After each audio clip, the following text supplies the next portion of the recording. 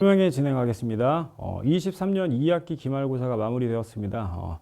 통합과 휘문고 담당했던 박헌진입니다. 우선 한 해 동안 보내주신 지지와 아낌없는 격려에 진심으로 감사드린다는 인사 말씀부터 먼저 올리겠습니다.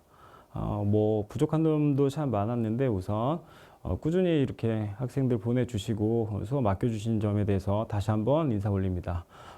시험 분석 통해서 한 해 마무리하도록 하겠습니다. 자, 정리하자면 전 시험 대비 이후에 항상 이렇게 시험 유형 분석을 진행했다. 그래서 본 교재와 주간지 테스트 혹은 직보로 이렇게 적중이나 혹은 문항의 유형에 대해서 분석을 하고자 노력했습니다. 우선 함께 하셨던 한근호 선생님 이제 물리 파트 담당하셨고 혹은 뭐 상담이나 혹은 기타 등등의 제반사항 이렇게 관리 많이 해주셨고요. 그리고 지구과학이나 생명과학 파트에 이렇게 김동희 선생님께서 학생들 피드백에 많이 노력을 하셨다라는 점 우선 감사 인사 올립니다.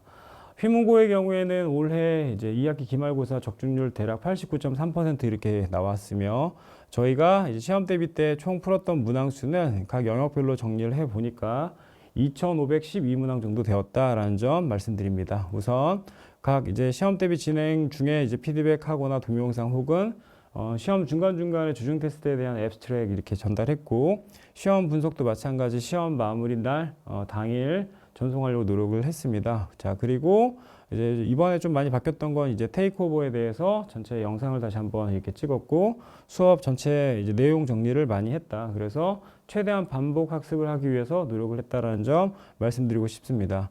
자, 해당 내용의 경우에는 뭐 아시다시피 학생들의 이제 각각의 성적에 해당되는 거죠. 그래서 각 주차별로 테스트 진행 후에 학생들의 이제 오답이나 혹은 유형에 대해서 분석하려고 많이 노력을 했고 관련되어 있는 내용 자체를 이제 하나하나 이렇게 주차별로 연계해 가면서 학생 피드백에 많이 도움을 주고자 노력을 했습니다.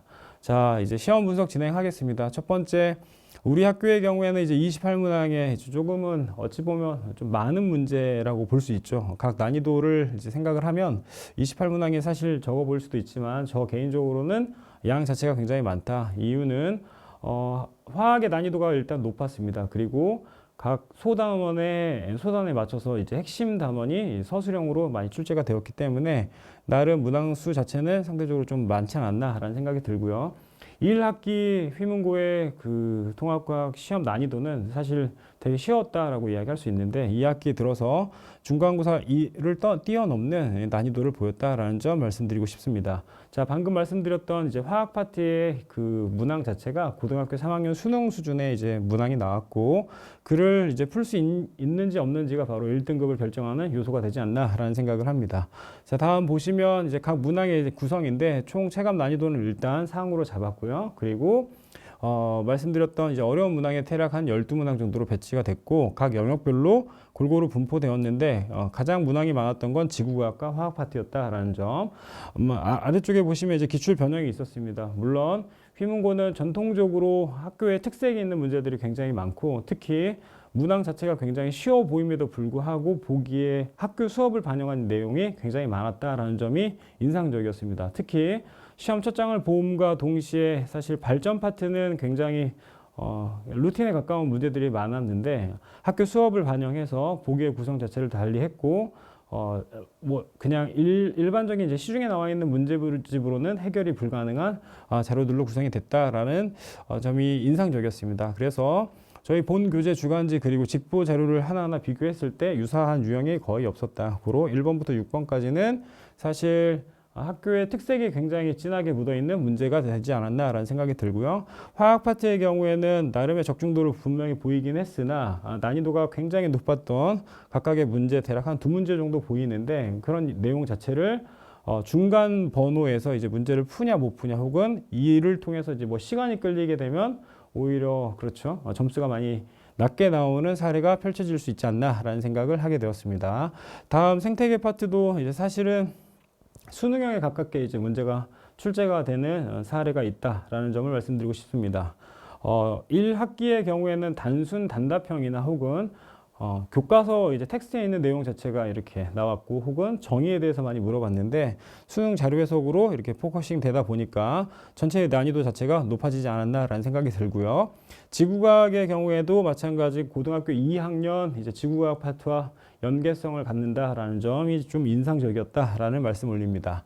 자, 첫 번째 이제 각 문항에 대해 세부적으로 좀 분석을 하려고 하는데 1번부터 사실 기존의 내용에 나와 있지 않은, 그러니까 학교 필기에 있는 내용 자체로 문항을 구성하였다. 그래서 뭐 잠깐 보시면은 터빈의 수 혹은 사용 연료에 따라서 그들을 이제 비교 분석하는 문제가 출제되었고, 자, 두 번째 경우에도 마찬가지죠. 원자력 발전 내부에 대한 이제 기본적인 내용일 수 있으나 보기를 보시면 이제 각각의 사례들이 학교 수업 내용을 적극적으로 반영하고 있다라는 점을 볼 수 있습니다. 자, 다음 3번의 경우에도 태양과 핵융합을 비교했죠. 사실 휘문고에서 가장 많이 볼 수 있는 이런 경향이죠. 그러니까 1단원에서 배웠던 태양의 생성 혹은 태양의 구조 혹은 태양 관련되어 있는 에너지의 그 생성 과정, 이런 부분들이 4단원의 핵융합과 연계되어서 비교 분석할 수 있도록 나왔고, 각 단원에 이제 하나하나의 누적이 반드시 필요한 상황이다. 그리고 소단원의 연계가 반드시 필요하다라고 여러 번 말씀드렸는데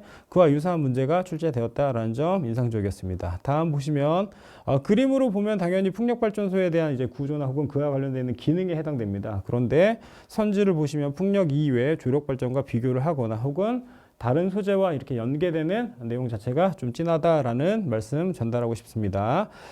이렇게 5번의 경우에도 마찬가지죠. 저는 시험 대비 직보날 학교 필기를 학생들과 대략 한 3시간 정도 전체 정리를 했는데, 해당 자료의 경우에는 시험 범위 이제 말미에 해당되는 거니까 저 뒤쪽에 이제 포지션이 돼 있었고, 학교 선생님께서 이렇게 전달하신 자료를 바탕으로 문항을 구성을 했다. 그래서 통과에서는 사실 찾아볼 수 없는 댐식 발전과 양수식 발전에 대한 서로의 비교, 그리고 수위차에 따라서 발전에 영향을 주는 요소들을 이렇게 알아보고자 노력을 했다. 그래서 지금까지 대략 한 5문제 봤는데 이 모든 내용들이 거의 대부분 학교 필기와 연관성이 있다라는 강한 인상을 남겼습니다. 자, 다음 보시면 연료전지의 경우에는 사실 수업 시간에 나온다라고 여러 번 이야기했으나 마찬가지죠. 제가 뭐 약간은 예상을 했으나 마이너스 극과 플러스 극의 전자의 이동 혹은 전류의 방향 혹은 산화 환원의 단어가 표기가 될 거다라고 이야기했는데 보시는 바와 같이 기억에서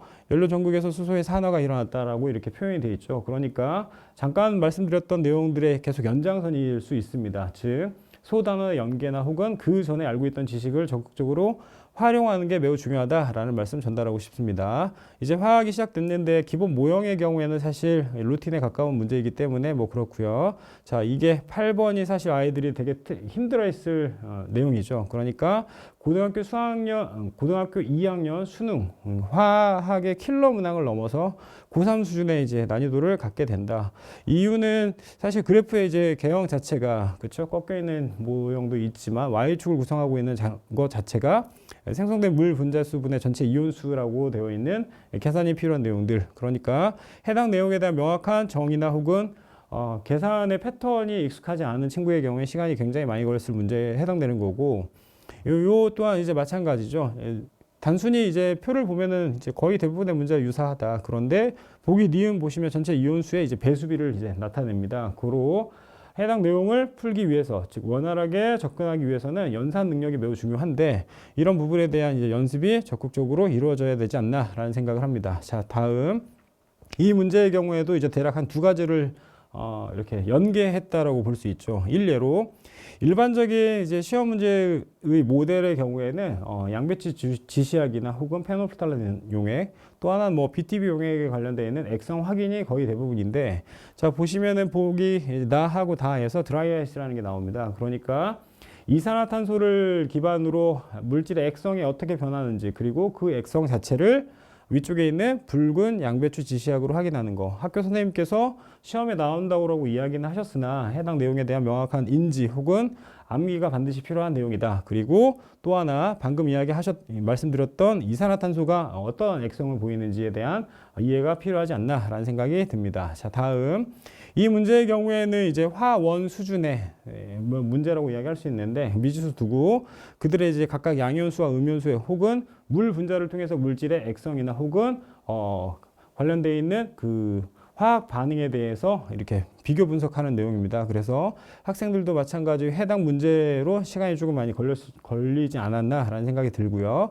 자, 그리고 우리 주변에 이제 중화반응의 경우에는 보통의 학교는 다 배제를 하는 상황인데 우리 휘문고의 경우에는 중화반응의 예시 혹은 산화환원의 예시 각각의 실생활과 연계된 활용이 시험에 많이 나온다. 마찬가지 이야기했던 뭐 제산제나 뭐 암모니아수가 시험에 나왔기 때문에 무난히 넘어가지 않았나라는 생각이 듭니다. 자, 이제 생태계 파트인데 생태계 파트는 앞서 말씀드렸던 이제 수능 자료에 대한 해석이 되게 중요하다라고 생각을 했고 그와 더불어서 이제 하단에 있는 보기의 구성 자체가 휘문고 스타일로 정리가 되지 않았나라는 생각이 들고요. 뭐 루틴에 가까운 문제이다. 이 역시 마찬가지고 13번과 14번은 거의 유사한 문항인데 보기의 구성 자체가 계속 언급드리네요. 학교 필기를 기반으로 정리가 되었다라는 점. 자, 이 문제의 경우도 나름 독특합니다. 보통의 학교의 경우에는 먹이 그물이나 혹은 먹이 사슬 뭐 단순 비교를 하는데 하단에 이제 자료를 두고서 이 자료를 통해서 어떤 그 개체의 증감에 대해서 이야기를 하고자 했다. 고로 생태계 평형 유지를 명확히 이해하고 그와 관련되어 있는 각각의 그 상호작용에 대해서 인지가 필요하지 않나라는 생각을 합니다. 자, 해당 문항도 마찬가지 뭐 기본에 해당되는 거라서 넘어갈 거고요. 자, 요 문제는 사실 우리 학교 출판사 기준 이제 나와 있는 문제집이 있습니다. 평가원 문제집. 그 평가원 문제집에 있는 자료인데 뭐 거의 유사하게 나왔기 때문에 일단 넘어갈 거고요. 자, 이 문제가 사실 어렵지 않나라는 생각이 듭니다. 고로 지금까지 총 18번 설명드렸는데 화학에서 앞서 이야기했던 총 두 가지의 문제. 하나는 그래프의 변형, 또 하나는 미지수를 통해서 양이온수나 음이온수 혹은 물 분자의 각각의 개수를 분할하는 내용이 나름 어려웠을 거라고 추측되고, 자, 18번의 경우 즉 생물량이라는 건 생체량을 이야기하는 거고, 우리 학생들 마찬가지 생물량이나 생체량이 혹여나 시험에 나올까 정의를 암기하기도 했는데 그와 관련되어 있는 이제 그래프 해석이 이제 포인트가 되었습니다. 고로 각각의 종의 이제 연계성 혹은 상호작용 이야기 드렸던 증감이 시험 문제로 나왔다. 고로 생태계 파트에서는 개별적인 지엽적인 내용보다는 그들의 이제 상호작용이나 혹은 그들을 표현할 수 있는 그래프나 혹은 도표 분석이 메인이 되었다라는 점이 되게 인상적이었고, 특히 보기 C 보시면은 그렇죠. 니은과 C가 사실 니은과 디귿이 사실 되게 중요하지 않나라는 생각이 듭니다. 고로 니은에서 C의 생물량과 A의 생물량을 각각 비교 분석하는 내용들로 즉 분수꼴의 패턴을 많이 보이고 있습니다. 고로 고등학교 2학년 이과 진학하는 학생의 경우에는 해당 패턴을 굉장히 친숙히 여겨야 되지 않나라는 생각을 다시 한번 하게 되었습니다. 자, 23년 뭐 19번의 경우에도 마찬가지죠. 이 문제의 경우에는 되게 유명한 문제입니다. 고로 휘문고 하면 떠오르는 뭐 지구과학 패턴인 거죠. 그래서 에너지 총 이동량이나 혹은 과잉과 부족에 대한 이제 그래프 해석이 되게 메인이 되었고, 자, 다음 보시면 해당 내용의 경우에는 지구 온난화의 각각의 원인이 총 7가지로 정리되었고 학교 필기에 이렇게 나와 있었습니다. 그걸 모식도를 통해서 이제 이렇게 유형을 파악을 했다. 그래서 서로의 유기적인 연계성을 정확히 이해하고 그들이 어떠한 영향을 주는지에 대해서 이해를 해야 되지 않나라는 생각을 하게 되었습니다. 자, 다음 자료의 경우에도 빙하코어 분석이나 혹은 라이트의 그쵸 두께 이들을 이제 수업 시간에 말씀을 하셨는데 그와 관련되어 있는 내용이 시험에 나왔다라는 점 인상적이었고요. 자, 그리고 이제 뭐 직접 순환과 뭐 해류인데 사실 대기 대순환 파트는 되게 기본에 해당되지 않나라는 생각이 사실 듭니다. 그래서 이 내용 중에 이제 이 자료를 보자마자 우리는 적도를 찾고 혹은 남반구 중심의 생각을 해야 된다라는 이야기를 했는데 뭐 유사하게 나왔다라는 점. 자, 다음의 경우에도 수업 시간에 굉장히 많이 연습을 했던 내용입니다. 즉 표층 수원의 그 차이를 이야기를 했는데, 자, 하나가 플러스가 되고 하나가 마이너스가 됐죠. 그래서 편차에서 이제 플러스가 됐을 경우에 바람의 방향이나 혹은 바람의 강도를 정확히 이해하고 그게 엘니뇨와 라니냐로 어떻게 연결되는지에 대해서 이야기했던 나름 쉬운 문제에 해당된다. 자, 그리고 이 자료 역시 이제 중요하죠. 다른 학교에서도 여러 번 이야기하지 않는 자료죠. 그러니까 일반적으로 위도별 강수량이나 증발량을 이야기한다는 건 결국은 사막의 분포에 대해서 표현을 하고 싶은 건데, 자, 오른쪽에 보시면 이제 강수량과 증발량의 이제 그래프가 이렇게 추가가 돼 있죠. 그런데 보통의 시험 문제는 이제 왼쪽에 있는 세계 지도를 통해서 각각의 사막의 위치 정도를 확인하는 문제가 나왔는데 그와 관련되어 있는 원리를 물어보는 문항이 나왔다. 그래서 수업 시간에 많이 이야기했던 위도 35도 혹은 30도 기준으로 혹은 학교 선생님이 뭐 이야기했던 각각의 위도를 하나 좀 정리를 해봤는데 여튼 그와 예상했던 문제가 나오지 않았나라는 생각이 듭니다. 자, 다음의 경우에는 해문구의 특성이라고 볼 수 있습니다. 즉 산과 염기의 특성은 100% 서술형으로 나올 거다라고 이야기를 했습니다. 우선 각각 나와 있는 물질 자체가 사실 기본적인 물질도 분명히 있지만 포도당이나 혹은 탄산수 나트륨은 수업 시간에 여러 번 이야기했는데 이런 자료들이 다른 학교와는 약간 특이성이 분명히 있다. 그래서 해당 물질을 하나하나 비교 분석할 수 있어야지 산과 염기의 각각의 특성 혹은 관련되어 있는 액성 또 하나 실험적으로 증명이 가능한 내용들이 이렇게 펼쳐지지 않나라는 생각이 듭니다. 그래서 그와 유사한 문항이 서술형으로 나왔는데 자, 다소 아쉽게도 총 문항이 4가지 정도 되죠. 그래서 감점 요소가 분명히 있다. 그러니까 앞쪽에서 화학 문제 2문제 걸리고요. 생명 문제 하나 걸리고 그리고 나서 이제 시간이 분명히 없을 건데 단답형부터 이제 꼬리 문제가 되게 많은 편이죠. 그래서 학생들이 시간적 압박을 많이 받았을 확률이 높다라는 말씀 올립니다. 자, 다음 보시면은 보통 휘문고에서는 뭐 염산과 수산화나트륨이 반응하는 그쵸 중화 반응의 모델이 되게 많이 나왔다. 그래서 해당 모형의 경우는 너무 기본에 해당되는 거니까 일단 넘어갈 거고. 자, 죄송합니다. 특이한 점은 보통 페놀프탈레인 용액으로 그렇죠 액성을 확인하는데 BTB 용액이나 혹은 뭐 기타 등등의 지시약을 통해서 액성을 확인하는 문제로 유사 변형됐다라는 점 인상적이었습니다.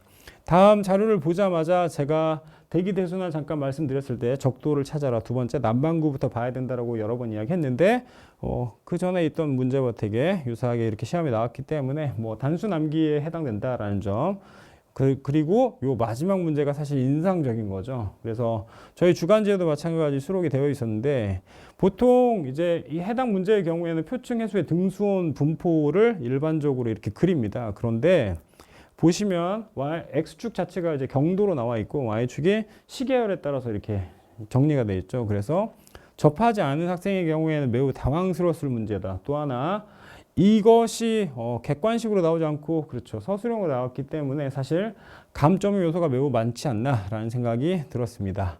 뭐 지금까지 총 문제를 봤는데 대략 한 뭐 28문항 혹은 최악해서 한 25문항으로 이야기할 수 있고 그들의 이제 각각 이제 구성 B가 이 정도 된다라는 거 말씀드리고요. 제가 생각하는 1등급 컷은 아무래도 휘문고는 내신 선행을 하는 학생들이 분명히 많이 있을 거라고 생각을 하고 그리고 전체 구성상 이제 화학이나 혹은 생명 파트에 한 문제가 틀렸을 경우에 1등급이 가능하지 않나라는 생각하에 97점 예상하며 해당 내용은 뭐 중간고사 때 설문조사 진행했던 수업 만족도에 해당됩니다. 자, 그래서 총 마무리하겠습니다. 한 해 동안 진심으로 감사드립니다. 우선 제가 2학년이 올라가는 이 학생들에게 해줄 수 있는 이제 요소는 사실 화학과 생명과학이지 않나라는 생각이 들고 무엇보다 이제 메인인 생명과학 수업을 이후로 계속 연계해 나아가며 학생들에게 커다란 도움이 되고자 노력을 하겠습니다. 한 해 진심으로 감사드리고 이후도 제가 할 수 있는 역할을 찾아서 최선을 다하겠습니다. 감사합니다.